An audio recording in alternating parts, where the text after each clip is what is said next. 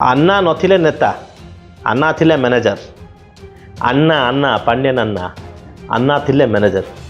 କିଏ କହିଲା? ମୁଁ କହିନି। ସେଇ ବିଜେଡି ଦଳ ସାଂସଦ କହିଛନ୍ତି ଯେ କୋଟେ ପାଣ୍ଡିଆନ ଆନ୍ନା ଥିଲେ ମ୍ୟାନେଜର। ପାଣ୍ଡିଆନ ଆନ୍ନା କେବେ ବିଜେଡ଼ିର ନେତା ନଥିଲେ। ଯଦି ମ୍ୟାନେଜର ଆଜ୍ଞା ବୁଲି ବୁଲି ଭାଷଣ ଦେଉଥିଲେ, ନେତା ବୁଲି ଭାଷଣ ଦେଉନଥିଲେ?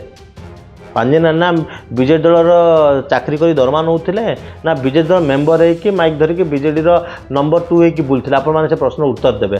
ଆଉ ଯେଉଁ ନେତା କହୁଛନ୍ତି ସେ କେତେ ଅଲାଜକୁ ଆପଣ ଏଇଥିରୁ ବୁଝିପାରିବେ। ସିଏ କାଲି ସକାଳେ ତାଙ୍କ ଗୋଡ଼ା ଧରିକି ମୁଣ୍ଡିଆ ମାରୁଥିଲେ, ପାଣ୍ଡିଆନ ଜୟ, ପାଣ୍ଡିଆନ ଜୟ। ଆଜି ପାଣ୍ଡିଆନ ଶାସନରେ ନାହାନ୍ତି, ସେ ସେଠୁ ବାହାରିଗଲେ। ଆଉ ବାହାରିକି ଏବେ କ'ଣ କହୁଛନ୍ତି? ପାଣ୍ଡିଆନ ମ୍ୟାନେଜର। କି କଥା? ପାଣ୍ଡିଆନ କ'ଣ ସତରେ ଥିଲେ ମ୍ୟାନେଜର ନା ଥିଲେ ବିଜେଡ଼ି ଦଳର ମୁଖ୍ୟ? ମୁଁ କହୁଛି ପାଣ୍ଡିଆନ ନା ଥିଲେ ମ୍ୟାନେଜର। ସିଏ ସେତେବେଳେ ବିଜେଡ଼ିର ମୁଖ୍ୟ ନେତା ଥିଲେ, ଆଜି ବି ସିଏ ବିଜେଡ଼ିର ମୁଖ୍ୟ ନେତା।